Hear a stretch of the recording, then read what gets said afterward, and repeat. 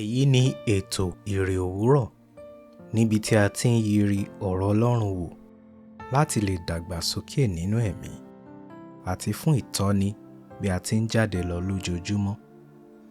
Ìwé Bíbélì Àjùmọ tí a tẹ̀ jáde láti ọwọ́ àjọ ìwé mímọ́ Scripture Union Nigeria ni à ń lò. Bíbélì kíkà wa ní òwúrọ̀ yìí ni a ó rí nínú ìwé Jòhánù orí 7 ẹsẹ̀ 17 títí dé 52. Ó kà báyìí: Lọ́jọ́ tó kẹ́yìn, tí í ṣe ọjọ́ ńlá àjọ, Jésù dúró, ó sì kígbe wípé, bí òǹgbẹ bá ń gbẹ ẹnikẹ́ni, kí ó tọ̀ mí wá, kí ó sì mu. Ẹnikẹ́ni tí ó bá gbà mí gbọ́, gẹ́gẹ́ bí ìwé mímọ́ ti wí, láti inú rẹ̀ ni odò omi ìyè yóò ti máa ṣàn jáde wá.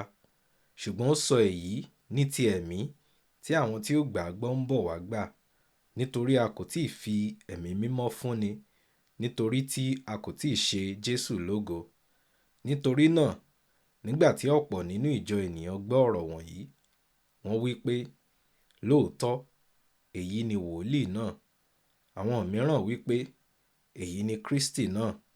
Ṣùgbọ́n àwọn kan wí pé, Kristi yóò ha ti Gálílì wá bí? Ìwé mímọ́ kò ha wí pé, Kristi yóò ti inú irú ọmọ Dáfídì wá, àti Bẹ́tílẹ́hẹ́mù, ìlú tí Dáfídì ti wá?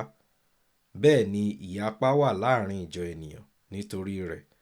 Àwọn mìíràn nínú wọn sì fẹ́ láti mú un, ṣùgbọ́n kò sí ẹnìkan tí ó gbé ọwọ́ lé e. Ní ìparí, àwọn ẹ̀ṣọ́ tẹ́ḿpìlì padà tọ̀ àwọn olórí àlùfáà àti àwọn Farisí lọ. Wọ́n sì wí fún wọn pé, èéṣe tí ẹ̀yin kò fi mú un wá? Àwọn ẹ̀ṣọ́ dáhùn wípé, kò sí ẹni tí ó tí ì sọ̀rọ̀ bí ọkùnrin yìí rí. Nítorí náà, àwọn Farisí dá wọn lóhùn pé, a á tan ẹ̀yin jẹ pẹ̀lú bí? Ǹjẹ́ nínú àwọn ìjòyè tàbí àwọn Farisí ti gbà á gbọ́ bí? Ṣùgbọ́n ìjọ ènìyàn yìí tí kò mọ òfin di ẹni ìfibú. Níkódémù, ẹni tí ó tọ̀ Jésù wá lóru rí, tí ó sì jẹ́ ọ̀kan nínú wọn, sì sọ fún wọn pé, òfin wa à ń ṣe ìdájọ́ ènìyàn kí ó tó gbọ́ ti ẹnu rẹ̀, àti kí ó tó mọ ohun tí ó ṣe bí? Wọ́n dáhùn, wọ́n sì wí fún un pé, ìwọ pẹ̀lú wá láti Gálílì bí? Wá kiri, kí o sì wò, nítorí kò sí wòlíì kan tí ó ti Gálílì dìde. Olùgbàlà tó ń tán òǹgbẹ ẹ̀dá. Igbe fún ẹni tí òǹgbẹ ń gbẹ ni Jésù fi bọ ẹnu ní ẹsẹ̀ 37. Ẹ̀kọ́ kíkà òní. Ìgbékalẹ̀ Jésù fi hàn pé òǹgbẹ yóò wù tó lè máa gbẹ ẹnikẹ́ni. Òun kún ojú òṣùwọ̀n láti tán irú òǹgbẹ bẹ́ẹ̀. Gbogbo àìní ti ara àti ẹ̀mí ni ó parapọ̀ láti di òǹgbẹ. Èwo ni òǹgbẹ ìwọ náà lónìí? Olùgbàlà kò yí padà nínú bíbá àìní pàdé.